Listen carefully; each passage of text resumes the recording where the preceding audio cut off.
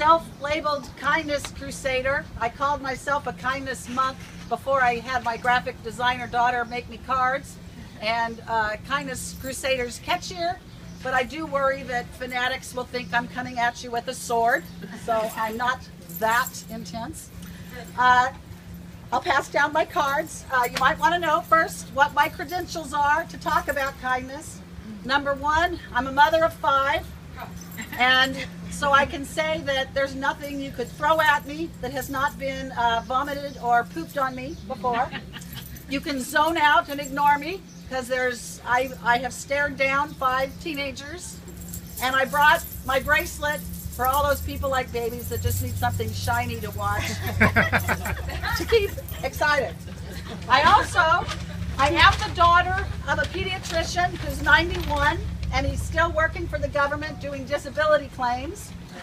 And he has been so kind. He's the kindest man I know, and I was able to stay home with my 5 kids only because my dad supplemented my income. And I had a husband that didn't want to talk about money, all these things that money, politics, religion, that I think personally the devil has said we shouldn't talk about because we would communicate if we talked about it. Lost my train of thought. Anyway, I'm nervous. Anyway, whew.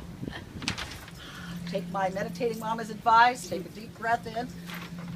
Back to my credentials. So I was talking about my dad that works, and he's a kind man and help. Oh, I know what I was saying. So I had a lot of women that would think, gosh, how does Katie do it? Does she coupon a lot? And I would be very frustrated, like, no, I've got this benefactor, and if you want to live my life, you need a benefactor. So I have written a parenting blog, and my parenting blog is called Katie's Kind Words, and it's my incomplete guide to laissez-faire parenting. That's supposed to be a little humor, like laissez-faire. And my passion is kind parenting and kindness in general. And I was a Presbyterian that converted to Mormonism, had all 5 of my kids as a Mormon. I've evolved past Mormonism now. I'm a Buddhist, and also a Course in Miracles reader, if anybody knows that. And so basically I'm an extreme forgiver. But here's part of, I brought my credentials off the wall here. And this says, I'll read it to you. It says, this document testifies to the extreme diligence, intelligence, capability, compassion, and resolve demonstrated by Catherine Montgomery during her first year of elementary education at St. Albans Day School, and wishes to make public the pride and joy with which the undersigned regard the aforementioned. Well, can't beat that, so I have 70 college credits, but don't have any other piece of paper to tell you to listen to me. So, and I wanted to start by saying that we usually are all here to manifest our dreams, and my own personal dream is to have a one-woman show called Katie Off the Cuff that I don't have to prepare because everything I say is brilliant. So, welcome to my first performance. Don't step on the computer. Oh my goodness. First off, I want to say kindness is easy, and I'm all about how the least amount that you can do and still be kind. And recently, there's been a lot of talk about the homeless in the community, and I just recently had a homeless couple live in my living room for 3 weeks, and I am very relieved to say that they have left town. So my kindness was appreciated, it was successful, they weren't on the long con because I was really worried if they were going to leave, but they did.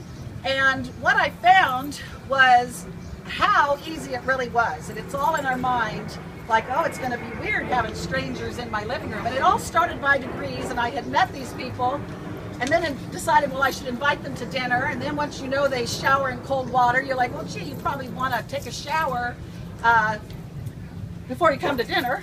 And I don't know how many mothers out there have read, if you give a mouse a cookie. So I was a little concerned that if you give a homeless person a shower, you know. And so 3 weeks later, because then of course I was going to let them live in my garage, but my garage was messy, and so my young 21-year-old son, who was supposed to come clean out the garage, was late. And by then it was 8 o'clock, and I know these people, and I had a futon, and it was like, well, just sleep in my living room, I live in my bedroom. And then it became embarrassing how much I did live in my bedroom. Then you've got people knowing how much you don't do in your life.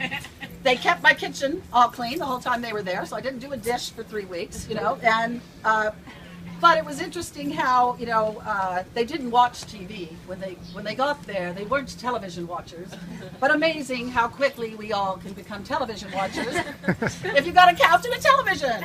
So it's been interesting. I did want to say one of my favorite Bible phrases is God loves a cheerful giver. And if you're not going to be cheerful, don't bother. Nobody wants you being a martyr about anything. So I'd rather have you not do anything than be a martyr.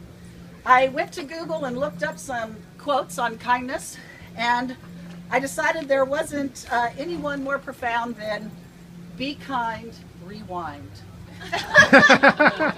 Now,